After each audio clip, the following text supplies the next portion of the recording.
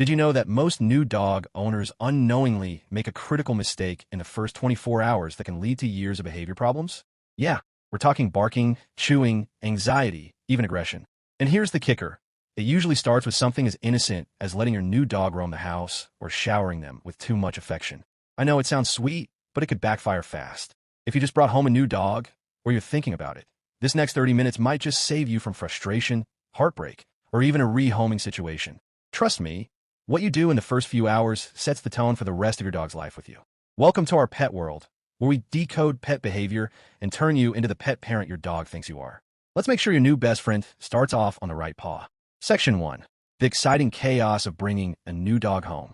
You've just brought your new furry friend home. Maybe it's a bouncy puppy with paws too big for their body, or a timid rescue dog with soulful eyes and a mysterious past. The energy in the house is electric. The kids are squealing, the camera is out, and everyone wants their turn to cuddle the newest family member. The dog's tail is going like a windshield wiper on turbo mode. It's pure joy on the surface. But let's peel that back for a second, because right beneath all that excitement is something a little less magical: stress. And not just for you. Imagine how your dog feels. They've just been taken away from everything they knew: their littermates, shelter kennel, foster family, or previous home, and dropped into a brand new environment filled with unfamiliar faces, smells, and sounds. That's like you waking up in a stranger's house with no clue what's going on, and everyone's trying to hug you. And while you're posting their first Instagram pic, your dog is wondering, where am I? Who are these people? Am I safe? What's expected of me here? It's chaotic. Let me tell you about Sarah. Sarah adopted Toby, a 2-year-old lab mix from a local shelter. He was cute, friendly, and had those soft, sad eyes that could melt a glacier. On day 1, Sarah gave Toby full access to the house because, in her words, he needed to feel at home. She let him explore every room, meet every neighbor, and gave him the royal treatment with new toys, treats, and a plush bed. Sounds ideal, right? By the end of the first week, she was in tears. Toby had chewed up 3 pairs of shoes, dug into the trash, peed on the couch twice, and barked so loudly when she left the room that the neighbors started complaining. Sarah was frustrated. She kept saying, "I think I adopted a bad dog." But Toby wasn't bad. He was overwhelmed. And Sarah, like so many well-meaning dog parents, skipped one crucial step that could have changed everything. We'll get to that in a minute, I promise. But first, I want to hear from you. Have you brought a new dog home recently? What was their first day like? Drop their name in the comments. And hey, we might just feature your story in our next episode of The Curious Tale. Now, let's talk about the steps Sarah skipped, and why it's the key to a peaceful, happy transition for your new pup. Section 2. Number 1 mistake new dog owners make. And it's a big one. They throw their dog straight into the deep end with no guidance, no structure, just chaos wrapped in love and treats. Too much freedom, too fast. You just brought your new dog home, and what's the first thing you do? You let them roam the entire house, sniff every corner, jump on the couch, meet every family member and neighbor, explore the yard. Maybe even sleep in your bed that first night. It feels kind. It feels generous. But to your dog, it's overwhelming. Now imagine this. You take a toddler, drop them into a fully stocked house with no rules, and say, "Good luck. Hope you figured out." You wouldn't do that, right? So why do we do it with dogs? Let's pull in the science. A peer-reviewed study in applied animal behavior science found that dogs adjust better and form stronger bonds with their new families when introduced into structured, low-stimulus environments during the first 2 weeks. Structure doesn't mean harshness. It means predictability, boundaries, routine. It's comforting. In the early days, your dog's brain is a sponge, and not just for love. It's absorbing information about how your world works. Where do I sleep? Where do I pee? What do I chew? What earns praise? What gets me ignored? When you skip structure, your dog is forced to guess. And when they guess wrong, like peeing behind the couch or nibbling on your favorite sneakers, it's not because they're defiant. It's because they genuinely don't know what's right. And then the frustration kicks in for both of you. But here's the exciting part. This is fixable, easily. You can flip the script starting today. Instead of freedom, give your dog gentle boundaries. Instead of letting them roam, show them one room at a time. Instead of guessing, let them learn your rules clearly, kindly, and consistently. Because dogs want to get it right. They want to please you. But they need your help to understand the rules of this brand new game. Coming up next, we're diving into what that structure looks like, step by step. The first 48 hours are everything, and I'm going to show you exactly how to nail it. Section 3. The first 7 days, the decompression period. All right, so you've avoided the rookie mistake of too much freedom. What now? Welcome to what trainers and behaviorists call the decompression period. This is your golden window. The first 7 days where everything you do lays the foundation for your dog's behavior, trust, and comfort in your home. It's like the honeymoon phase, but way more important. Whether you brought home a high-energy puppy or a rescue with a complicated past, every dog needs time to decompress. Think of it like jet lag for dogs. New smells, new people, new routines. It's a sensory overload. Their nervous system is working overtime, and your job isn't to entertain them. It's to give them space to land. So here's what you need to do, step by step, to make that first week count. Number 1, limit their freedom. This isn't about control. It's about safety and clarity. Too much space too soon makes it hard for your dog to learn what's okay and what's not. Use baby gates, exercise pens, or even a crate to create a safe zone where your dog can relax and observe. Dogs feel more secure in smaller, controlled spaces when everything else is new. It's the same reason we swaddle newborns. It's comforting. Number 2, no guests. No trips. No surprises. This is huge. As tempting as it is to show off your new buddy to friends or bring them on a pet store shopping spree, don't. Not yet. Those experiences can be overwhelming right out of the gate and can trigger fear-based responses that are hard to unlearn. Keep things calm and predictable. Socialization is important, but it's not the priority during week 1. Right now, it's all about emotional regulation and gentle adjustment. Number 3, observe. Don't overwhelm. Let them come to you. Seriously, don't hover. Don't smother. Just watch. See where they choose to nap. How do they respond to the sound of the dishwasher? Do they follow you from room to room or hide in a corner? These little behaviors speak volumes. The goal here isn't bonding through constant contact. It's building trust through presence. Being available, but not intrusive. Let me give you an example. Trainer Zach George, a name many of you might know, talks a lot about the watch and wait strategy. When he adopted his rescue pup Inertia, he didn't throw her into the whole house right away. He gave her one room. Just one. She got to sniff, observe, and feel it out on her own terms. Only after she showed signs of confidence and curiosity did he gradually open more of the house. That deliberate pace built confidence instead of fear. And the result? A well-adjusted, confident dog that trusted him because he respected her need to acclimate.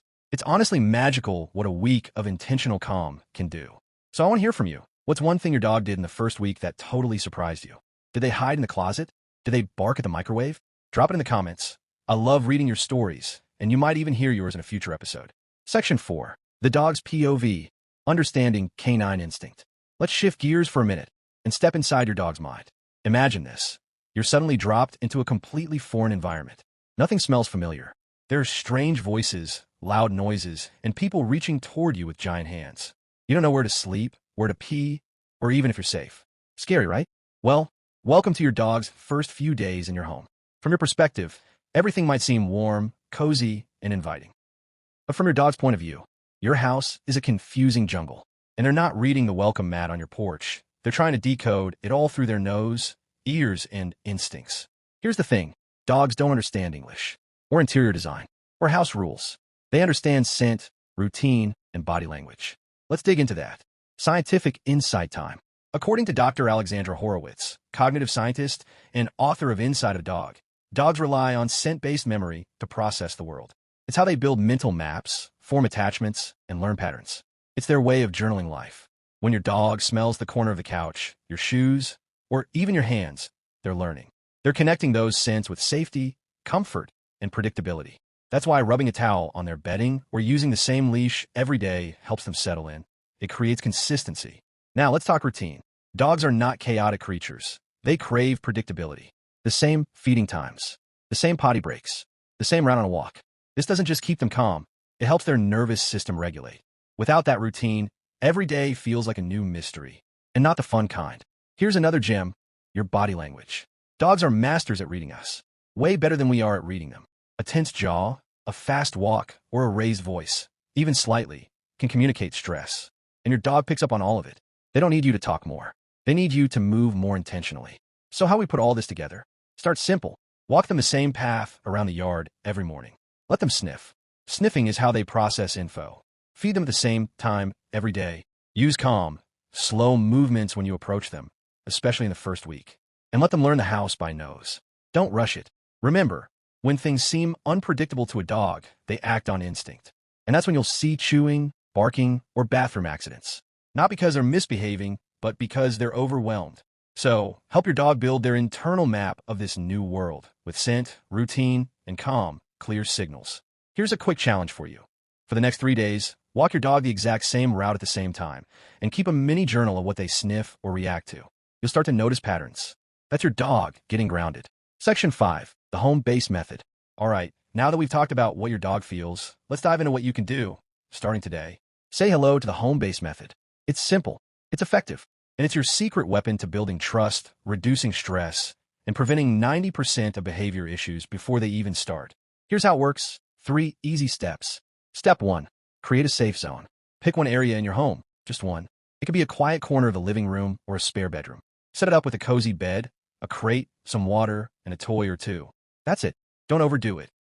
This is their den, their safe haven, the place they can retreat to when the world feels too big. No pressure, no punishment, just peace. Step 2. Short, supervised explorations. Let your dog venture out in small bursts. We're talking 10 to 15 minutes at a time. One room, then back to home base. This keeps them from getting overwhelmed and give you a chance to teach as they go. Doors and baby gates are your best friend right now. Think of it like letting a toddler explore the yard while you watch from a porch. You're not being restrictive, you're being smart. Step 3. Track patterns. Yep, time to channel your inner detective. Watch how your dog behaves. When do they nap? What noises make them alert? Do they sniff more near windows or doorways? Take quick notes in your phone or notebook. These patterns are gold when it comes to future training and understanding their unique temperament. Here's a pro tip. Grab a shirt you've worn, something that smells like you, and leave in their bed. That scent can seriously accelerate bonding and make your dog feel like, okay, this person, they're my people. The home base method isn't about control. It's about comfort, clarity, and building a relationship rooted in safety. And we want to see how you're doing it. Set up your dog's home base, snap a photo, and tag us on Instagram with hashtag CuriousTailPack. We might feature your pup in our next video.